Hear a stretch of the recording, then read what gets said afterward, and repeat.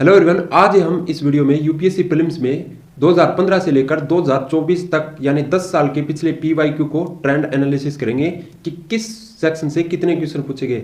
सिर्फ जियोग्राफी की बात कर रहा हूं मैं, अन्य सब्जेक्ट की नहीं। होता है यूपीएससी प्रीलिम्स में काफी इंपॉर्टेंट सेक्शन है, वहां से हर विषय बार हम देखेंगे कि कितने कितने क्वेश्चन पूछे गए हैं। जैसे यहाँ पे मैंने चार्ट के थ्रू हर चीज को समझाया है। देखें कि कृषि से कितने क्वेश्चन पूछे गए, जलवायु विज्ञान से कितने हैं, भारत एवं आर्थिक भूगोल से कितने, भारत के भौतिक भूगोल से कितने क्वेश्चन पूछे गए। इससे आपको ये होगा कि आपको ये आइडिया हो जाएगा कि जियोग्राफी कितना मोस्ट इंपॉर्टेंट सब्जेक्ट है यूपीएससी प्रीलिम्स में। और हमें सिर्फ एनसीईआरटी पढ़नी होती है जियोग्राफी के लिए। हम 6 से लेकर 12 तक की एनसीईआरटी पढ़ते हैं और प्लस में हम मैप्स को प्रैक्टिस कर हर सब्जेक्ट के ऐसे प्रीलिम्स के सेक्शन वाइज देखेंगे तो हमें अंदाजा हो जाएगा कि किस सेक्शन से कितने क्वेश्चन पूछे जाते हैं। जैसे जीव भूगोल से एक ही क्वेश्चन आया है पिछले 10 सालों में, तो वो इतना इंपॉर्टेंट नहीं। अगर हम उसे छोड़ना चाहें तो छोड़ सकते हैं, लेकिन जलवायु विज्ञान से पिछले 10 सालों में 15 क्वेश्चन पूछे गए यूपीएससी प्रीलिम्स में जियोग्राफी में, तो वो मोस्ट इंपॉर्टेंट होगा। आप वीडियो को एंड तक देखना। अगर जो बीच में छोड़ के जाएगा क्लास, वो बीच भंवर में ही रह जाएगा। तो आपको बीच में क्लास को नहीं छोड़ना है, एंड तक देखना। आपको यूट्यूब पर ऐसी क्लास कोई फ्री नहीं कराने वाला है। मैं आपको सिर्फ ये समझा रहा हूँ एक सब्जेक्ट को लेकर कि ऐसे क्वेश्चन बनते हैं और ऐसे रिपीटेड भी क्वेश्चन होते हैं, टॉपिक रिपीट होता है और कैसे सेक्शन वाइज क्वेश्चन ज्यादा पूछे जा रहे हैं जियोग्राफी से। ये सबसे पहले पाठ्यक्रम देखते हैं हम यूपीएससी प्रीलिम्स में जियोग्राफी का क्या पाठ्यक्रम दिया गया है। भारत एवं विश्व का भूगोल, भारत एवं विश्व का भौतिक, सामाजिक, आर्थिक भूगोल, इतना सा पाठ्यक्रम दिया गया। और 2015 से लेकर 2024 तक यूपीएससी प्री में 98 क्वेश्चन पूछे गए हैं जियोग्राफी सेक्शन से। 98 क्वेश्चन पूछे गए। ये रहे भूगोल के कुल प्रश्नों की संख्या 98 है, यानी 10 सालों में 98 प्रश्न पूछे गए यूपीएससी प्रीलिम्स में। अब ऐसे हर सब्जेक्ट से आप देखते हो तो आपको पता चल जाएगा कि कौन सा सेक्शन मोस्ट इंपॉर्टेंट होता है और कौन सा छोड़ना होता है। वैसे तो हर सब्जेक्ट को हमें पढ़ना होता है, बट कुछ टॉपिक होते हैं, सब थीम होती है, उनको हम ज़्यादा अगर जैसे जीव भूगोल को हम अगर छोड़ दें तो कोई ज़्यादा सा फर्क नहीं पड़ेगा। एक क्वेश्चन पूछा गया, बट हमें वहीं जलवायु विज्ञान को पढ़ना पड़ेगा। यहाँ से 15 क्वेश्चन पूछा गया है, यानी हर साल एक क्वेश्चन पूछा जाता है। एक या दो क्वेश्चन, कभी एक पूछ लिया, कभी 2 क्वेश्चन ऐसे पूछे जाते हैं। वही भू आकृति प्रदेश के ऐसे मोस्ट इंपॉर्टेंट टॉपिक है ये। तो ये देखिए, अब इस पे आप नजर डालिए थोड़ा सा।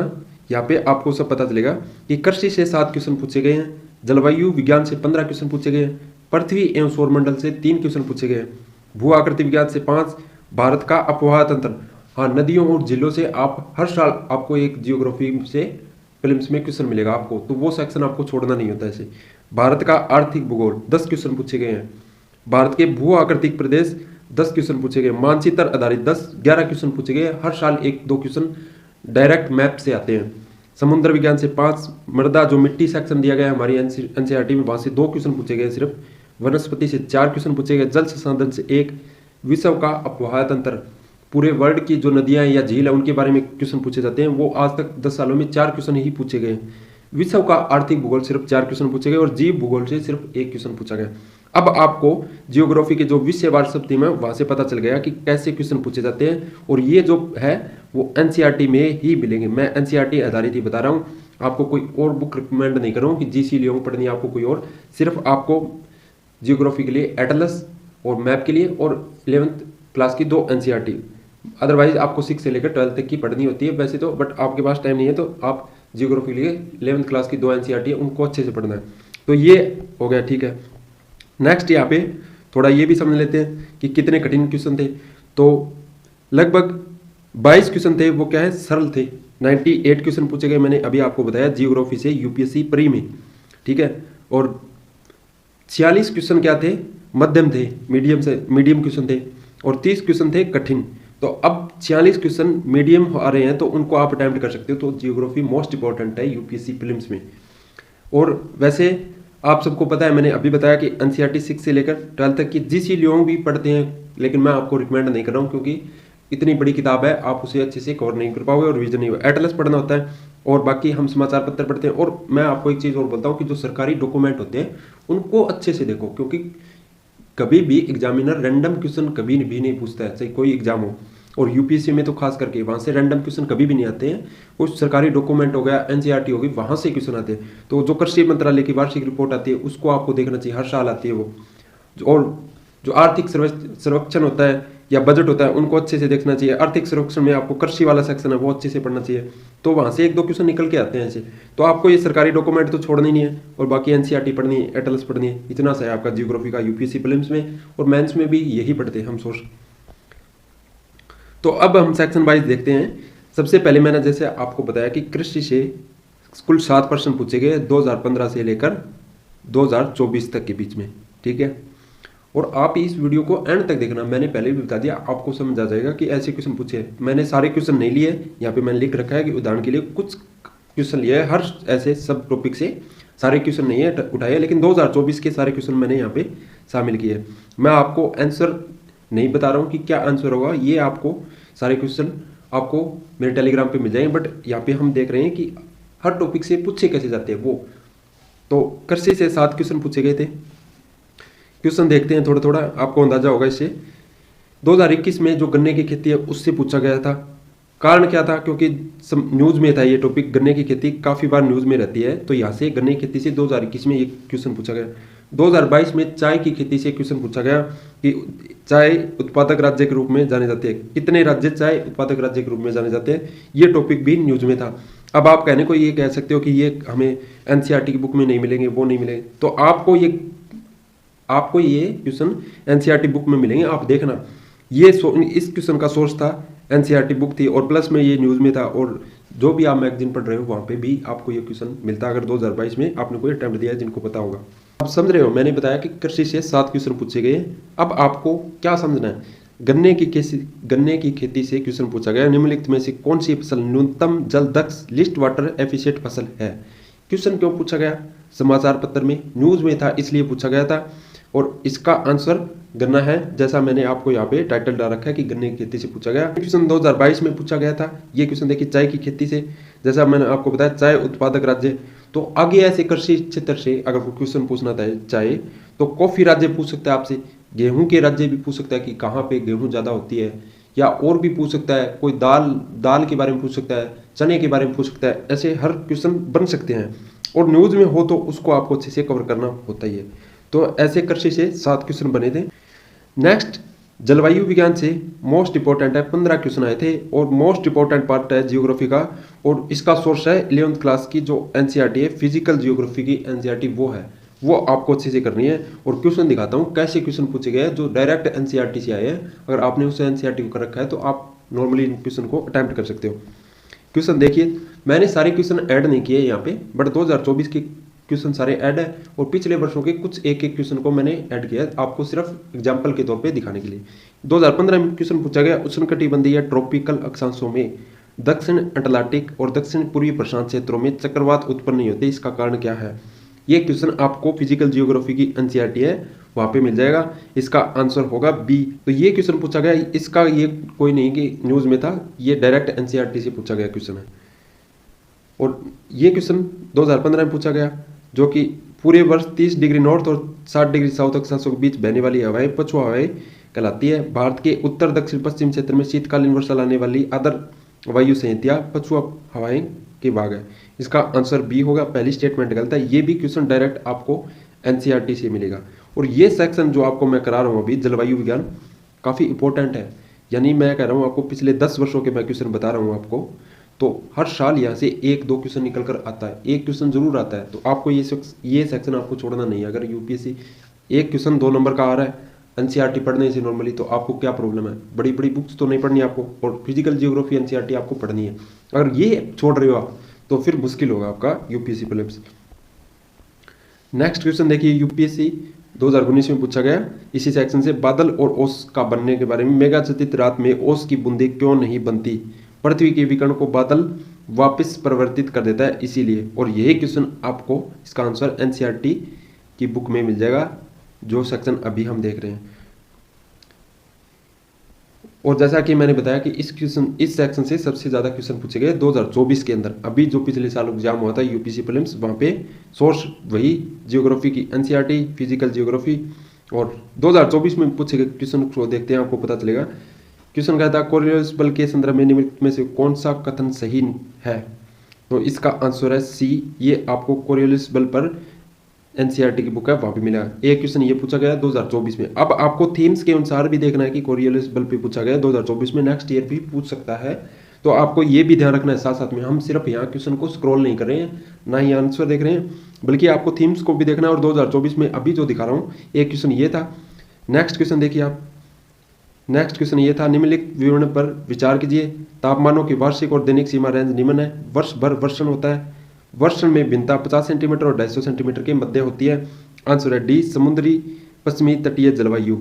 ये भी एनसीईआरटी से, ये भी क्वेश्चन एनसीईआरटी से था और दूसरा क्वेश्चन था 2024 में पूछा गया इस सेक्शन से। और ऐसे हर साल एक क्वेश्चन आपको देखने मिलेगा, विषुवतीय जलवायु या चीन की तुल्य जलवायु, उष्णकटिबंधीय जलवायु, जलवायु से एक क्वेश्चन आपको जरूर देखने को मिलता है इस सेक्शन से। नेक्स्ट क्वेश्चन, जल वाष्प के बारे में पूछा था। संदर्भ में निम्नलिखित में से कौन सा कथन सही है? एक ऐसा, यह एक गैस है जिसकी मात्रा ऊंचाई के साथ घटती है, ध्रुवों पर इसका प्रतिशत अधिकतम होता है। ए आंसर सही है, बी इसकी स्टेटमेंट गलत है और ये भी आपको एनसीईआरटी मिलेगा। तीसरा क्वेश्चन था 2024 में एनसीईआरटी की बुक से, जलवायु विज्ञान से।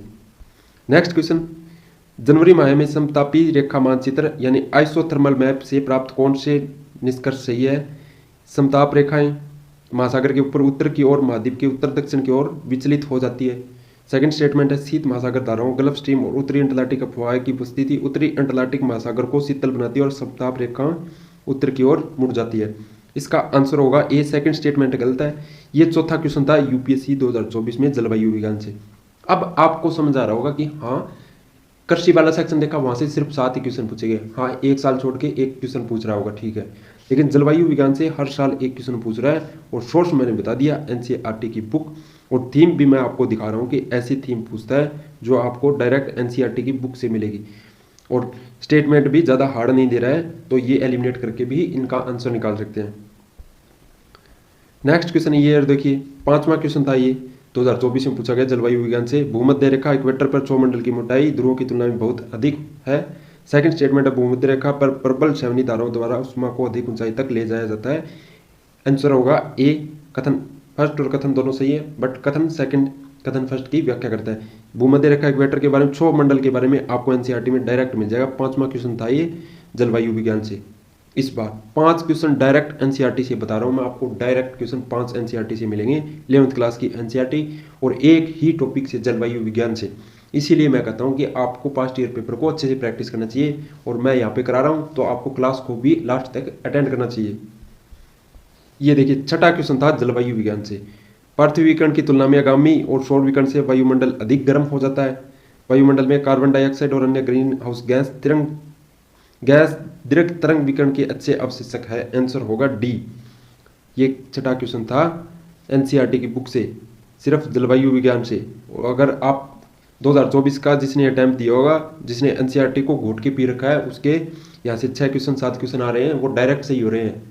नेक्स्ट देखते हैं। नेक्स्ट टॉपिक है ज्योग्राफी का भू आकृति विज्ञान। कुल प्रश्न पूछे गए यहाँ से 5। कुछ क्वेश्चन लिए मैंने, मैं आपको दिखाता हूँ। टॉपिक आपको याद रखने हैं, आपको एक बुकलेट में या ये पीडीएफ आपको टेलीग्राम पे मिल जाएगी, आपको ऐसे ऐड कर लेनी है टॉपिक। अगर आपको पढ़ने का तरीका भी यही होता है कि आपको एक सब्जेक्ट के उसके टॉपिक सब टॉपिक को अलग अलग बांट लेना है, ताकि पढ़ने में आसानी हो। सिलेबस इतना बड़ा होता है, समझ नहीं आता है, बट टॉपिक अलग अलग बांट दोगे हर सब्जेक्ट के। जैसे हम कृषि को पढ़ रहे हैं, जलवायु विज्ञान है, भू आकृति विज्ञान है, इनको अलग अलग बांट लिया आपने, तो आपको सरल होगा, आपको पढ़ना आसान होगा। और आपको ये पता चल रहा है कि इस सेक्शन से इतने क्वेश्चन पूछे जा रहे हैं, इस थीम पे पूछे जा रहे हैं, तो आपको और भी ज़्यादा आसानी होगी इसमें।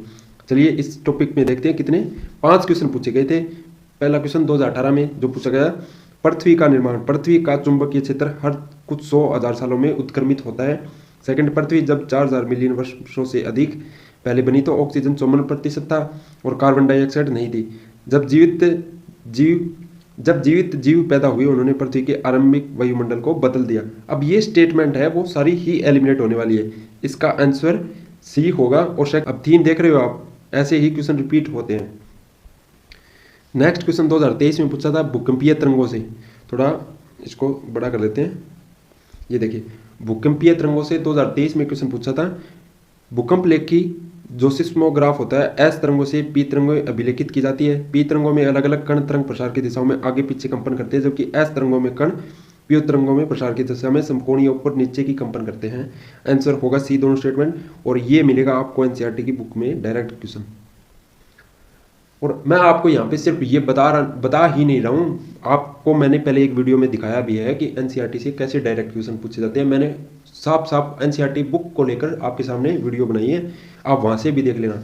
और अदरवाइज आप प्रैक्टिस भी करोगे तो आपको खुद को ही पता चल जाएगा। ये क्वेश्चन 2023 में पूछा गया था। नेक्स्ट क्वेश्चन इसी सेक्शन से 2024 में पूछा गया था। निम्नलिखित पर विचार कीजिए।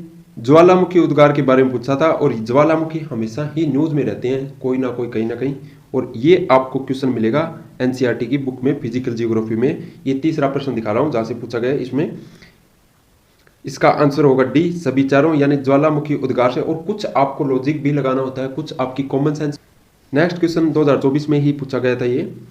ये जो पर्वत श्रृंखला है उसके नाम देकर यहाँ पे क्वेश्चन पूछा था। और ऐसे मैंने पीछे आपको कराया था कि ये एक नया ट्रेंड चला है क्वेश्चन पूछने का, कि कैसे 3 पेयर में आपसे क्वेश्चन पूछ रहा है जो एलिमिनेट नहीं कर सकते हो आप। अगर आपकी कॉन्सेप्ट क्लियरिटी है इन टॉपिक पे तो आप इनको कर सकते हो। और ये क्वेश्चन एनसीईआरटी से नहीं था, ये क्वेश्चन आपको जीसी लियोन की बुक है वहां से मिल सकता है, या कोई और बुक है वहां से मिलेगा, बट एनसीईआरटी में नहीं मिलेगा। इसका आंसर बी होगा। आप वीडियो को पॉज करके अच्छे से देख सकते हो कौन कौन सा गलत है, कौन कौन सा सही है। ये यहाँ से 2 क्वेश्चन पूछे थे इस सेक्शन से। नेक्स्ट, पृथ्वी एवं सौरमंडल से सिर्फ 3 क्वेश्चन पूछे गए आज तक, 2015 से लेकर 2024 के बीच में। छोड़ना नहीं है कोई भी टॉपिक, ये नहीं कि इंपॉर्टेंट नहीं है तो छोड़ दें, बट ये होता है कि हम इसको कम पढ़ेंगे, थोड़ा सा इस पर ज़्यादा एफर्ट नहीं लगाएंगे। बट जहाँ से हर साल 2-3 क्वेश्चन पूछे जा रहे हैं उसको हम नहीं छोड़ेंगे, और जहाँ से क्वेश्चन कम पूछे जा रहे हैं उसको थोड़ा कम एफर्ट लगाएंगे। इसका ज़्यादा रिवीजन करेंगे, ज़्यादा से ज़्यादा क्वेश्चन पूछे जा रहे हैं, और जिस सेक्शन से कम क्वेश्चन पूछे जा रहे हैं उसको हम ज़्यादा टाइम देंगे, समय देंगे लास्ट टाइम में रिवीजन करने के लिए। क्वेश्चन पूछा था 2019 में, पर जून की 21वीं तारीख को सूर्य कहाँ होता है, तो इसका आंसर है उत्तर ध्रुवीय व्रत पर क्षितिज के नीचे नहीं डूबता है। और ये सेम क्वेश्चन आगे फिर से पूछ लिया गया। ये देखिए क्वेश्चन 2022 में पूछा, उत्तरी गोलार्ध में वर्ष का सबसे लंबा दिन और दिन आमतौर पर कब होता है? जून महीने का दूसरा पखवाड़ा, यानी 21 जून। तो ये क्वेश्चन रिपीट हुआ है, और एनसीईआरटी की बुक है फिजिकल जियोग्राफी, वहां से आपको ये क्वेश्चन मिल जाएगा। और 3 क्वेश्चन ही इस सेक्शन से पृथ्वी सौरमंडल से 3 क्वेश्चन पूछे गए, तीनों मैं आपको दिखा रहा हूँ। एक 2019 में पूछा गया, ये सेम क्वेश्चन 2022 में पूछा गया इसी टॉपिक पे, और फिर 2024 में पूछा गया। प्रत्येक वर्ष 21 जून को निम्नलिखित में से किस अक्षांश पर 12 घंटे से अधिक समय तक सूर्य का प्रकाश विद्यमान रहता है? इसका आंसर है डी, यानी कर्क रेखा और उत्तरी ध्रुव आर्कटिक वर्त पर। अगर आपकी इन क्वेश्चंस में थोड़ी भी क्लियरिटी होती है, यानी 21 जून, यानी पृथ्वी जो परिक्रमण करती है उसका अगर आपको थोड़ा सा भी कॉन्सेप्ट क्लियर है तो आप इन तीनों क्वेश्चन को अटेम्प्ट करो। पूछने को कब क्वेश्चन पूछ ले हमें नहीं पता है। ये 2024 में पूछ लिया, और इस सेक्शन से सिर्फ 3 ही क्वेश्चन पूछे गए थे। ये 2022 में पूछ लिया, 1-2 साल छोड़ के, और ये 2019 में पूछ लिया। अब समझ रहे हो?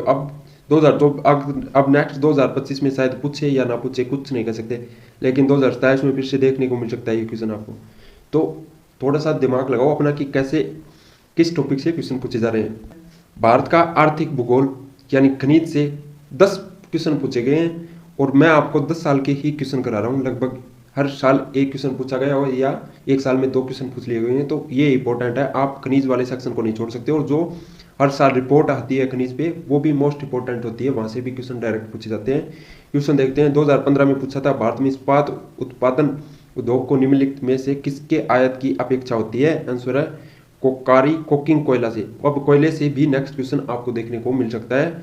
आपको जो ऑप्शन दिए गए हैं वहां से भी क्वेश्चन पूछ सकता है। ये 2015 में पहला क्वेश्चन पूछा था खनिज से।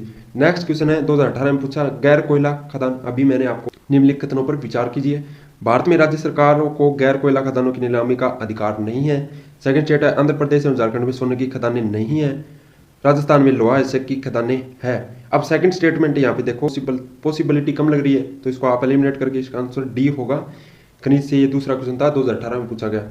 हर साल एक क्वेश्चन गौण खनिज से 2019 में ये क्वेश्चन पूछ लिया गया। तो हर साल एक क्वेश्चन खनिज से पूछा जा रहा है। 2022 में ये क्वेश्चन देखिए, भारत के संदर्भ में निम्नलिखित कथनों पर विचार कीजिए। ये 2022 में पूछ लिया गया। मोनोजाइट दुर्लभ मृदाओं का स्रोत है। मोनोजाइट में थोरियम होता है। भारत के समस्त तटवर्ती बालुकाओं में मोनोजाइट प्राकृतिक रूप से पाया जाता है। एलिमिनेट करने का तरीका भी देख लो। समस्त तटवर्ती बालुकाओं समस्त तटवर्ती बालुकाओं यानी रेत में मोनोजाइट प्राकृतिक रूप से पाया जाता है। तो ये स्टेटमेंट कहीं ना कहीं आप इसे एलिमिनेट कर सकते हो अपने बेसिक नॉलेज से। इसका आंसर बी होगा। आप सारी स्टेटमेंट को गलत कर सकते हो यहाँ पे, तो ऐसे आप एलिमिनेट भी कर सकते हो। नेक्स्ट क्वेश्चन दिखाता हूँ, 2023 में खनिज से पूछा गया। भारत के कतिपय तटीय क्षेत्रों में प्रचुर मात्रा में उपलब्ध इल्मेनाइट और रूटाइल निम्नलिखित में से किस समूह है, किसके समृद्ध स्रोत है? तो टाइटेनियम। अब एल्यूमिनियम है, तांबा है, लोहा है, यहाँ से भी क्वेश्चन बन सकता है। ये 2023 में लास्ट क्वेश्चन था इस सेक्शन से। 2024 में यहाँ से कोई क्वेश्चन नहीं पूछा था। किसी साल में जैसे 2022 में 2 क्वेश्चन पूछ लिए होंगे, ऐसे करके 10 क्वेश्चन पूछे गए इस सेक्शन से, भारत का आर्थिक भूगोल यानी खनिज से। अब आपको ये टॉपिक लिखने हैं अच्छे से, आपको पता चल जाएगा, मैंने पहले ही बता दिया आपको कि ये टॉपिक लिखने हैं, जिससे आपको अंदाजा होगा कि किस सेक्शन से पूछे जा रहे हैं कितने क्वेश्चन, और पीडीएफ आपको टेलीग्राम पे मिल जाएगी। नेक्स्ट देखते हैं, वीडियो काफ़ी लंबी होने वाली है, थोड़ा आपको लास्ट तक देखना, आपको समझ आएगा। भारत का भू आकृतिक प्रदेश, यहाँ से 11 क्वेश्चन पूछे गए। 2015 में पहला क्वेश्चन ये पूछा गया यहाँ से, उष्ण कटिबंधीय आदर्श सतपर्णी वन के बारे में पूछा था। और नेक्स्ट क्वेश्चन 2017 में ये था भारत का भू आकृतिक प्रदेश से। भारत में हिमालय में केवल 5 राज्यों में फैला है, पश्चिमी घाट केवल 5 राज्यों में फैले हैं, पुलिकट झील केवल 2 राज्यों में फैली है। एलिमिनेट करके इसका आंसर निकाल सकते हो, बी आंसर होगा। अगर आपने ये एनसीईआरटी पढ़ी है 11th क्लास की भारत के भौतिक भूगोल, वहाँ से ये क्वेश्चन आपको मिल जाएगा फर्स्ट चैप्टर में ही। तो आपको एनसीईआरटी नहीं छोड़नी है, बार बार बोल रहा हूँ, आप अपने दिमाग में बिठा लो इस बात को। नेक्स्ट 2018 में ज्वालामुखी से एक क्वेश्चन पूछा गया था, जो आपको एनसीईआरटी के फर्स्ट चैप्टर में ही मिल जाएगा। बेरन द्वीप ज्वालामुखी, बेटन द्वीप, ग्रेट निकोबार के बारे में ये क्वेश्चन, इसका आंसर ए होगा। आप आंसर खुद से देख लेना, ये पीडीएफ आपको मिल जाएगी, सिर्फ मैं आपको दिखा रहा हूँ कि इस सेक्शन से इतने क्वेश्चन पूछे गए, हम वो कर रहे हैं। नेक्स्ट 2022 में भी क्वेश्चन पूछा गया, दक्षिण भारत की केन्या निम्नलिखित में से घाटी के बारे में पूछा था, जो केन्या गोंडी घाटा घाटी है उसके बारे में, नदियों में निम्नलिखित में से एक निर्मित हुई है, तो सी। नेक्स्ट क्वेश्चन 2023 में पूछा था भारत के भू आकृतिक प्रदेश से, जिसका आंसर डी होगा। निम्नलिखित में से कौन सा एक समुद्र सतह में पुनरावृत्ति गिरावट का सर्वोत्तम उदाहरण है, जिसमें वर्तमान समय में सुव्यवस्थित कच्छ भूमि उत्पन्न होती है? तो यहाँ से कच्छ भूमि के बारे में पूछा था, जो गुजरात में है, आंसर डी होगा। ये 2023 में पूछा था भारत के भू आकृतिक प्रदेश से। यहाँ से इतने क्वेश्चन पूछे गए थे। 2024 में यहाँ से कोई क्वेश्चन नहीं पूछा था। 23 में एक क्वेश्चन पूछ लिया, 22 में एक क्वेश्चन पूछा था, और इससे पहले 2018 में भी क्वेश्चन पूछा था। बाकी मैंने कम ही ऐड किया एग्जांपल के तौर पर, बीच में भी 2017 में, 2016 में पूछा, 2017 में ये रहा, 2015 में। तो ये इंपॉर्टेंट है, ये एनसीईआरटी है, भारत का भौतिक भूगोल, भारत का भू आकृतिक प्रदेश, भारत का भौतिक भूगोल आपको एनसीईआरटी पढ़नी है, जहाँ से 11 क्वेश्चन पूछे गए। टॉपिक आपको लिखने हैं हर सेक्शन वाइज। नेक्स्ट है भारत के अपवाह तंत्र यानी नदियों और झीलों के बारे में, मोस्ट इंपॉर्टेंट है, हर साल एक क्वेश्चन पूछा जाता है, एक नहीं 2 मिलेगा आपको, 2 नहीं 3 क्वेश्चन मिलेंगे। और एनसीईआरटी की बुक है भारत के भौतिक भूगोल, वहां से मिलेंगे। और अदर आप जो न्यूज में टॉपिक होते हैं उनको पढ़ना है। 15 क्वेश्चन पूछे गए हैं 2015 से लेकर 2024 तक के बीच में। हर साल एक क्वेश्चन तो 2 देखने को मिलेगा, बट 2 भी मिल सकते हैं, 3 भी मिल सकते हैं, तो आपको छोड़नी नहीं है। कैसे क्वेश्चन पूछे जाते हैं एग्जाम्पल के तौर पर दिखाता हूँ। यहाँ पे ब्रह्मपुत्र नदी के बारे में पूछा था कि कौन कौन सी उसकी सहायक नदियां हैं। यहाँ पे दिबांग, कमेंग, लोहित नदियां देकर पूछ लिया गया, आंसर इसका डी होगा। नेक्स्ट क्वेश्चन तीस्ता नदी पर पूछा था, 2017 में पूछ लिया गया। और यहाँ पे झील के बारे में पूछ लिया गया 2018 में। इसलिए कह रहा हूँ कि आपको नदियों और झीलों को छोड़ना नहीं है, अच्छे से पढ़ना है। ये कृत्रिम झील के बारे में पूछा था, निम्नलिखित में से कौन सी एक कृत्रिम झील है, तो ये है तमिलनाडु में कृत्रिम झील के बारे में 2018 में पूछा था। 2019 में हिमनद के बारे में पूछ लिया था। अब ये हिमनद के बारे में भारत का भौतिक भूगोल एनसीईआरटी वहां से मिल जाएगा, या जीसी लियोगा वहां से मिल जाएगा, या ना मिले तो सर्च करके पढ़ लो, लिख के पढ़ लो इसको। इसका आंसर ए होगा। नदियां देकर सामने और आपको यहाँ पे हिमनद पूछ लिए, तो ऐसे भी पूछा है क्वेश्चन। ये देखिए सिंधु नदी के बारे में पूछ लिया यहाँ पे 2021 में, सिंधु नदी के बारे में पूछा था। 2021 में सिंधु नदी प्रणाली के बारे में, कौन सी सिंधु नदी प्रणाली के संदर्भ में निम्नलिखित में 4 नदियों में से 3 नदियां इनमें से किसी एक नदी में मिलती है, जो सीधे सिंधु नदी में मिलती है। निम्नलिखित में से वह कौन सी है जो सिंधु नदी से सीधी मिलती है, तो सतलज नदी है, आंसर डी होगा। ऐसे हर नदी को आपको अच्छे से कवर करना है। मैं आपको टॉपिक दिखा रहा हूँ, अब आपको समझ आ जाना चाहिए। वीडियो का एंड आ रखा है कि हाँ ऐसे।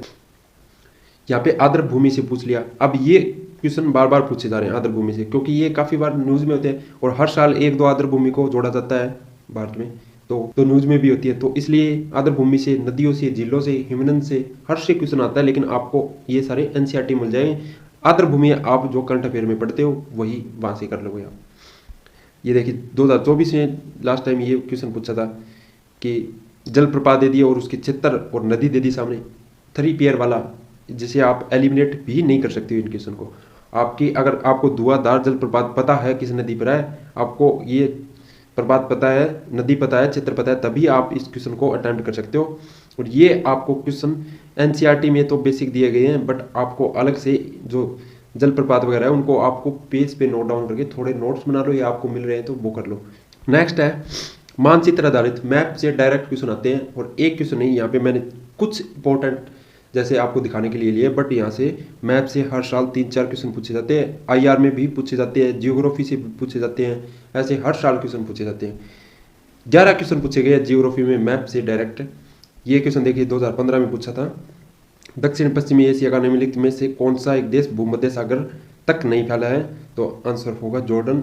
ये अगर आपने मैप को प्रैक्टिस किया है तभी होंगे। आप एटलस बुक को करते हो, और साथ ही क्या करना है, आपको सारी एटलस को डायरेक्ट वैसे नहीं पढ़ना है, जो आपको जैसे अभी आपको यूक्रेन न्यूज़ में आ रहा है, यूएसए न्यूज़ में चल रहे हैं, तो आप क्या करोगे, आप इनको अच्छे से आप इनकी पूरी मैपिंग देख लोगे, फिजिकल और पॉलिटिकल दोनों मैप इनके अच्छे से पढ़ो, क्योंकि पॉलिटिकल से भी डायरेक्ट पूछे जाते हैं, कई बार सीमा पूछ लेता है या और क्षेत्र पूछ लेता है, स्टेट पूछ लेता है, तो आप इनको अच्छे से कवर कर लो एटलस से।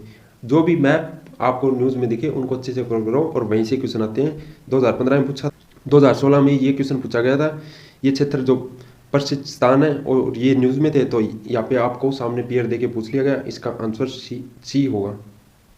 ये क्वेश्चन पूछा था भूमध्य सागर से, 2017 में न्यूज़ में था, इसलिए डायरेक्ट देश देके यहाँ पे पूछ लिया कौन कौन से देश सीमा लगती है भूमध्य सागर से। नेक्स्ट क्वेश्चन 2018 में पूछा गया था, निम्नलिखित में से कौन सा शहर दिल्ली के सबसे समीप देशांतर पर स्थित है। ये आप एनसीईआरटी से कर सकते हो, इसका आंसर ए होगा। और आप मैप में ये क्वेश्चन भी इसलिए पूछा गया था क्योंकि न्यूज़ में था 2018 में। ये 2019 में पूछा गया मैप से। ये 2024 में लास्ट टाइम पूछा गया, वो क्वेश्चन देखते हैं। विश्व में किन्हीं 2 देशों के मध्य सबसे लंबी सीमा निम्नलिखित में से किनके मध्य है। आंसर है कनाडा और संयुक्त राज्य अमेरिका। ए आंसर होगा। न्यूज़ में थे दोनों ही देश, इसलिए पूछा गया। ऐसे ही अन्य देश इस साल न्यूज़ में अगर 2025 का अटेम्प्ट दे रहे हो तो ऐसे ही प्रैक्टिस करना, आपको क्वेश्चन बन सकता है। 2024 में दूसरा क्वेश्चन ये था मैप से। जियोग्राफी में नदियाँ पूछ ली, यहाँ पे सिक्वेंस देखे। ये क्वेश्चन मैंने आपको पहले भी करवाया हुआ है, तो ये सीडीएस में भी पूछा गया था और यूपीएससी प्रीलिम्स 2024 में फिर से पूछ लिया गया नदियों से। क्वेश्चन ये पूछा गया था 2024 में निम्नलिखित देशों पर विचार कीजिए, उपयुक्त में कितने देशों की सीमा उत्तरी समुद्र से के साथ लगती है। फिनलैंड, जर्मनी, नॉर्वे, रूस। आंसर होगा बी, केवल दो देशों की लगती है। और ये सारे देश न्यूज़ में थे, साथ ही उत्तरी समुद्र वो भी काफ़ी न्यूज़ में था 2023 में, इसीलिए ये क्वेश्चन बनकर आपके सामने आया था। 2024 में 3 क्वेश्चन पूछे थे जियोग्राफी से, और अन्य आईआर सेक्शन से भी अलग से क्वेश्चन है, वो यहाँ पे मैंने ऐड नहीं करके मैप। नेक्स्ट है समुद्र विज्ञान से प्रश्नों की कुल संख्या। 5 क्वेश्चन पूछे गए थे समुद्र विज्ञान से। देखते हैं एनसीईआरटी में है कि नहीं। क्वेश्चन 2015 में पूछा गया, विषुवतीय प्रतिधाराओं यानी इक्वेटोरियल काउंटर करंट पूर्वाभिमुखी प्रवाह की व्याख्या किससे होती है। 2 विषुवतीय धाराओं से। ये क्वेश्चन आपको फिजिकल जियोग्राफी की एनसीईआरटी है 11th क्लास की, वहाँ पे मिलेगा। समुद्र विज्ञान से भी 1-2 क्वेश्चन मिलते हैं, अब ज़्यादा ट्रेंड है, आपको आगे दिखाने वाला हूँ। 2018 में ये क्वेश्चन पूछ लिया था प्रवाल भित्तियों से, जो न्यूज़ में थी। और 2020 में महासागर से पूछा था, महासागर का जो ओशियन टेम्परेचर होता है OMT, ये न्यूज़ में था उस टाइम, इसलिए क्वेश्चन पूछा था, और एनसीईआरटी में आपको मिल जाएगा। और नेक्स्ट क्वेश्चन 2023 में पूछा था, ये ग्रीष्म ऋतु में महाद्वीपों और महासागरों के बीच तापमान विश्व पर शीत ऋतु की अपेक्षा अधिक होता है। सेकंड स्टेटमेंट थी, जल की विशिष्ट उष्मा भूपृष्ठ की विशिष्ट उष्मा की अपेक्षा अधिक होती है। आंसर था डी। पहली स्टेटमेंट गलत है, जो आपको एनसीईआरटी की बुक में मिल जाएगी 11th क्लास की फिजिकल जियोग्राफी की एनसीईआरटी है, वहाँ से देखना, ये स्टेटमेंट मिल जाएगी। और ये भी मिलेगी सेकंड स्टेटमेंट यहाँ पे से। ये 2023 में पूछा था समुद्र विज्ञान से। नेक्स्ट क्वेश्चन टॉपिक मिट्टी से, जो आप भारत का भौतिक भूगोल पढ़ते हो, वहाँ पे एक चैप्टर दिया गया है मिट्टियों के बारे में, जैसे लाल मिट्टी, काली मिट्टी। काली मिट्टी के बारे में सबसे ज़्यादा क्वेश्चन पूछे गए, जो पूछे गए। प्रश्नों की कुल संख्या 2 क्वेश्चन पूछे गए 2015 से लेकर 2024 तक के बीच में। भारत में काली कपास, भारत में ये क्वेश्चन 2021 में पूछा था, भारत में काली कपास मृदा की रचना निम्नलिखित में से किसके अपक्षण से होती है। विद्री, फिशर, ज्वालामुखी चट्टान से। ये देखिए मैंने कहा था काली मिट्टी के बारे में ज़्यादा पूछा गया है। और नेक्स्ट क्वेश्चन 2023 में ही पूछ लिया, 2024 से पहले। उष्णकटिबंधीय वर्षावनों की मृदा पोषक तत्वों से भरपूर होती है। उष्णकटिबंधीय वर्षावनों के उच्च ताप और आर्द्रता के कारण मृदा में विद्यमान मृत पदार्थ को दूध अपघटन होता है। पहली स्टेटमेंट गलत है, सेकंड स्टेटमेंट सही है। 2023 में पूछा था। मिट्टियों से 2 ही क्वेश्चन पूछे गए हैं, लेकिन छोड़ना नहीं है टॉपिक की। 2 क्वेश्चन पूछे जा रहे हैं, बट कम पढ़ सकते हो, कम टाइम दे सकते हो, लेकिन पढ़ना जरूर है, क्योंकि क्या पता 2024 में नहीं पूछा है, 2025 में पूछ ले। हम ये नहीं सोच सकते हैं कि नहीं पूछेगा, क्योंकि नहीं पूछने वाली बात नहीं है। अगर सिलेबस में दिया गया है तो पूछ भी सकता है, आपको छोड़ना नहीं है। नेक्स्ट, वनस्पति से कुल 4 क्वेश्चन पूछे गए हैं। 2015 में भारत में निम्नलिखित में से किस एक वन प्रारूप में सांगोन टीक एक प्रभावी वृक्ष स्पीसीज है? तो ये इन्वायरमेंट में भी हम साथ में कवर करके चलते हैं वनस्पति को, और यहाँ पे भी। तो इसका आंसर है उष्णकटिबंधीय आर्द्र पर्णपाती वन, और ये आपको एनसीईआरटी की बुक से ही मिल जाएगा क्वेश्चन। नेक्स्ट क्वेश्चन 2016 में पूछा था। हम हाल ही में हमारे वैज्ञानिकों ने केले के पौधे की एक नई भिन्न जाति की खोज की है, जिसकी ऊंचाई लगभग 11 मीटर तक की जाती है, और उसके फल का गुद्दा नारंगी रंग का है। यह भारत में किस भाग में खोजी गई है? यह है अंडमान द्वीप में। ये न्यूज में था 2016 में, इसलिए ये क्वेश्चन पूछा था। नेक्स्ट क्वेश्चन 2021 में पूछा गया था, जो आपको एनसीईआरटी की बुक से मिल जाएगा, और 2023 में ये क्वेश्चन पूछा था। कटहल, महुआ और सोगान पर्णपाती वृक्ष के बारे में पूछा था। आंसर होगा बी, और ये आपको एनसीईआरटी की बुक से मिल जाएगा। सारे नहीं मिलेंगे, बट इसके 1-2 आपको जो ऑप्शन है वो मिल जाएंगे, तो आप इसे एलिमिनेट करके भी थोड़ा कर सकते हो। नेक्स्ट, विश्व का अपवाह तंत्र, यानी विश्व की जो नदियां हैं, झीलों, उनके बारे में आज तक सिर्फ 4 क्वेश्चन पूछे गए, 2015 से लेकर 2024 तक के बीच में। क्वेश्चन प्रमुख सागर के बारे में, कोई सागर न्यूज़ में था उसके बारे में पूछ लिया, जैसे अरल सागर है, काला सागर है, बेकाल झील है। ये काफ़ी बार न्यूज़ में रहती है तीनों ही, तो जो न्यूज़ में था, क्योंकि ये सूख गए थे, ये पानी की कमी थी, इसलिए ये न्यूज़ में थे, तो 2018 में ये क्वेश्चन पूछा था। नेक्स्ट 2020 में पूछा था नदियों के बारे में। मेकांग नदी, थेम्स नदी, वोल्गा, जम्बाजी नदी, ये इनको सम्मिलित करना था, तो ये 2020 में क्वेश्चन पूछ लिया गया। अब आपको ऐसे क्वेश्चन देखे अंदाजा होना चाहिए कि हाँ, ऐसे क्वेश्चन नेक्स्ट ईयर भी बन सकते हैं। टॉपिक तो आपको याद रखने ही रखने, इस टॉपिक से इतने क्वेश्चन आ रहे हैं, बट आपको ये भी समझना है कि जैसे अब नदियों से ऐसा क्वेश्चन पूछा गया है, तो नेक्स्ट ईयर भी ऐसा 3 पेयर में आपको दे सकता है, 2 पेयर में पूछ सकता है, नदियों से क्वेश्चन बन सकता है आपके सामने। जरूरी नहीं है कि एक क्वेश्चन ही पूछा है जिस टॉपिक से, एक ही आएगा नहीं नेक्स्ट है। ये देखिए 2023 की कांगो नदी बेसिन से निम्नलिखित में से कौन सा एक कांगो बेसिन का भाग है? ए आंसर होगा कांगो बेसिन से 2-3 क्वेश्चन पूछे गए हैं। 2023 में भी पूछा गया, और 2024 में भी न्यूज़ में थे ये कांगो बेसिन, तो ही पूछे गए। ये रहा। नेक्स्ट क्वेश्चन है 2024 में लाल सागर के बारे में पूछा गया था। आंसर होगा सी। ऐसे ही आपको ध्यान में रखना है कि जो टॉपिक न्यूज़ में है उसको आपको छोड़ना नहीं है। विश्व के आर्थिक भूगोल से बात करें तो 4 क्वेश्चन पूछे गए हैं अब तक विश्व के आर्थिक भूगोल से। 2023 में पूछा गया था संसार का लगभग 3/4 कोबाल्ट, जो विद्युत मोटर वाहनों की बैटरी के निर्माण के लिए आवश्यक धातु है, किस देश द्वारा उत्पादित किया जाता है? आंसर है कांगो लोकतांत्रिक गणराज्य, democratic Republic of the Congo. तो मैंने अभी आपको बताया था, ये भी 2024 में पूछा था। कांगो लोकतांत्रिक गणराज्य न्यूज़ में था, और अभी मैंने कल एक क्वेश्चन करवाया था, कांगो लोकतांत्रिक गणराज्य न्यूज़ में था, तो ऐसे क्वेश्चन बन सकते हैं, वो भी मैंने आपको बताया था। ये देखिए 2024 में ये पूछा था। जन्म दर पूछी थी देश देकर, काफ़ी हार्ड क्वेश्चन था वैसे तो, लेकिन आपको इसको सोर्स जो मिलेगा द हिंदू न्यूज़पेपर मिलेगा, और आपको कोई सोर्स में ये क्वेश्चन नहीं मिलेगा। अगर ऐसे क्वेश्चन छूट भी रहे हैं तो कोई बड़ी बात नहीं होती, क्योंकि हर स्टूडेंट 1-2 क्वेश्चन ऐसे छोड़ता है जो उसकी रेंज में ही नहीं होते, तो उस क्वेश्चन को आपको गलत भी अटैम्प्ट नहीं करना होता है। ये क्वेश्चन 2024 में पूछा था। क्वेश्चन भी 2024 में पूछा था, और नेक्स्ट ये भी 2024 में पूछा था। कौन से देश विश्व के 2 सबसे बड़े कोको उत्पादक के रूप में विख्यात है? कोटो डिआईवर और घाना। कभी कभार आपको उसी सेक्शन से 3 से 4 क्वेश्चन देखने को मिल सकते हैं, बट जो इंपॉर्टेंट है हमेशा से चलते आ रहे हैं पीछे से, जैसे हर साल एक क्वेश्चन पूछ रहा है, उसको तो छोड़ना है ही नहीं। लेकिन पूछने को आप यहाँ से 3 क्वेश्चन पूछ लिए, एक ये क्वेश्चन पूछ लिया, और एक ये क्वेश्चन पूछ लिया। टोटल यहाँ से अब तक 4 ही क्वेश्चन पूछे गए हैं पिछले 10 सालों में, तो 3 क्वेश्चन तो 2024 में ही पूछ लिए इन्होंने विश्व के आर्थिक भूगोल से, क्योंकि न्यूज़ में था टॉपिक, इसीलिए ज़्यादा पूछ लिए क्वेश्चन। तो ये था जियोग्राफी सेक्शन का मोस्ट इंपॉर्टेंट सेक्शन हमारा, जिसमें हमने हर टॉपिक को अलग अलग सेक्शन वाइज देखा है कि किस सेक्शन से कितने क्वेश्चन पूछे गए हैं। अगर आपको ऐसे हर सब्जेक्ट से, पॉलिटी का, इकोनॉमी का, साइंस एंड टेक का, इन्वायरमेंट का, आर्ट एंड कल्चर का, हिस्ट्री का, आपको ऐसे हर टॉपिक का पता चल जाता है कि किस सेक्शन से कितने क्वेश्चन पूछे जाते हैं, तो आपको सबसे बड़ी चीज़ ये पता चलेगी कि क्या पढ़ना है आपको और क्या छोड़ना होता है।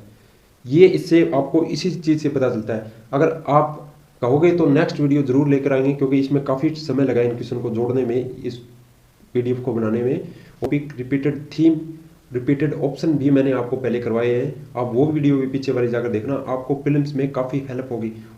और साथ ही आप यूपीएससी की प्रिपरेशन स्टार्ट करने की सोच रहे हो 12th के बाद, वो भी बच्चे देख रहे हैं इस वीडियो को, तो आप फ्री मेंटोरशिप प्रोग्राम में जुड़ सकते हो हमारे साथ। 1-to-1 मेंटर प्रोग्राम में हिंदी मीडियम के, यहाँ पे कॉन्टैक्ट नंबर दिए गए, कॉन्टैक्ट करके आप जुड़ सकते हो।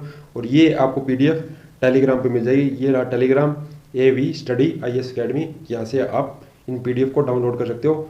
और इन क्वेश्चंस के आंसर भी मैं टेलीग्राम पे डालता रहता हूँ, आप वहाँ से प्रैक्टिस कर सकते हो। आपको अब समझ आ गया होगा कि ऐसे क्वेश्चन बन सकते हैं। मैंने कुछ क्वेश्चन लिए थे, क्योंकि अगर सारे क्वेश्चन उठाते पिछले 10 सालों के तो काफ़ी बड़ा लंबा सेशन हो जाता है ये हमारा, अभी भी काफ़ी बड़ा सेशन हो गया है, बट अगर लास्ट तक आपने देखी है तो आपको इससे काफ़ी हेल्प होगी। थैंक यू, मिलते हैं नेक्स्ट वीडियो में, अपनी पढ़ाई को जारी रखिए।